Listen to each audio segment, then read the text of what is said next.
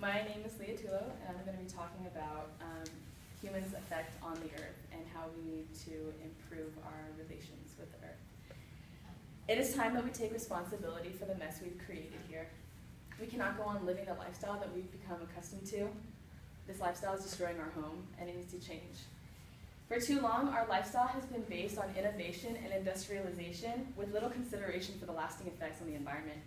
In her article, Schwackwick states, the present ecological disaster is a result of human exploitation of Earth's natural resources due to a capitalist and consumerist world economy, which ravages the bounty of the Earth.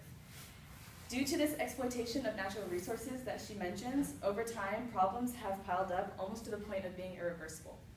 In my last speech, I discussed how humans have been draining Earth's natural resources at a rate that is only getting worse, and it's completely unsustainable, especially high-income countries such as this, which is 5 times more.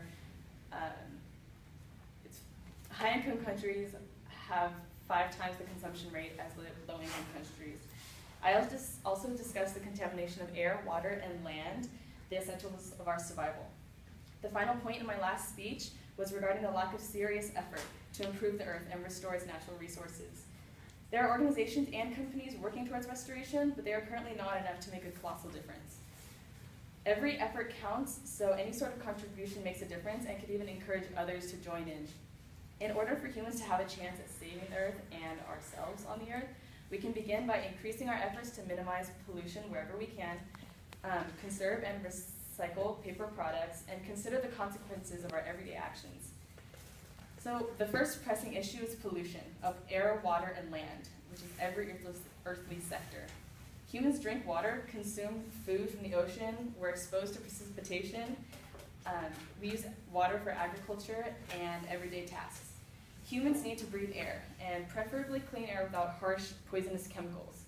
Lastly, most of the foods humans consume are grown from plants in the earth or involve animals who gain sustenance from the earth.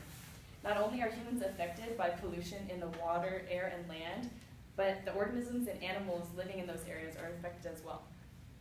Research by Lados and Ruckriegel states excessive or inappropriate use of fertilizers, pesticides, and irrigation practices have resulted in soil erosion, habitat alteration, soil salinization, animal waste contamination, and rates of water usage that have dewatered aquatic ecosystems.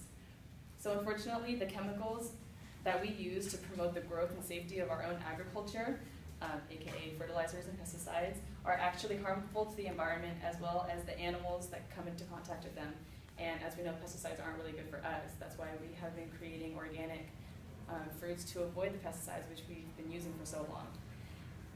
Separately, the article Nutrient Pollution states that the passage of the Clean Water Act of 1972 brought many improvements to surface waters by curbing much of the toxic and organic pollution going to waterways, but 42 years later, we have yet to make significant reductions. So this piece of information mentions that pollution of waterways has decreased with legislation, but that more effort is necessary.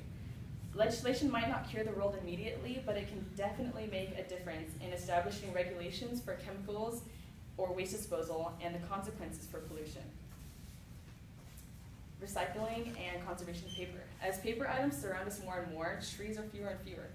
Avoiding paper products is completely impossible, but however, reducing use and purchase of paper goods is always an option, while recycling, of course. Organizations for forest restoration need to continue their efforts, especially as paper industries are still in active business. A European paper industry, CEPI, produces paper while keeping a close eye on their environmental effects and consumption rate. The Confederation of European Paper Industries, CEPI, mentions, Europe's forests are growing bigger every day. In fact, they grew 512,000 hectares from 2005 to 2010 and are 30% larger than in the 1950s. So the forests in Europe are growing and making a comeback. But even while this is happening, the CEPI still uses recycled paper to conserve rather than taking advantage of these new fresh trees. Recycling paper is extremely important, and it can be utilized in many ways even after its first use. Recycled paper isn't just used once, it's reused over and over and over again until it's basically exhausted. Then the CEPI states, when recycled fibers can't be reused anymore without an input of fresh fibers to give them strength, New fibers are sourced from those sustainably managed forests. So those overworked paper fibers, with help from new strong fibers, are revived and reused again, and so the process continues. As long as recycling rates are high, paper fibers will not be single use, and therefore less trees will be cut down. We cannot continue to pretend that the Earth's resources are endless or self-rejuvenating, because they're not. We inhabit the Earth, and we are draining it of all resources, and this is unsustainable and unmanageable. We need to take responsibility for the previous damage that we've done in the past, while we drastically decrease the damage we're doing right now and that we will be doing in the future. Taking responsibility means that everyone needs to play a part, even a small part, in helping the Earth and hopefully extending its life expectancy and ours in turn. Humans need to return to an attitude towards Earth that is respectful and considerate. Too often, humans view Earth's natural resources as items of profit. Schwackwick explains, eco-spirituality is the direct consciousness and experience of the sacred in the ecology, an individual's practical struggle for the healing of the Earth's ecology and for humanity's sustainable living from the Earth's resources.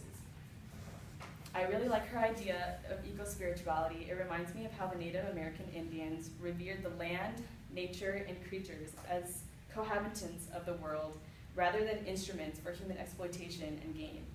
We need to return to this kind of mindset before it's too late. As inhabitants of the Earth, it's our duty to take better care of her. If we are truly the most intelligent species in this world, we need to act like it. An unintelligent species would diminish all available resources and be left with absolutely nothing, which is pretty close to what we're doing. And that's definitely not beneficial for business or profit.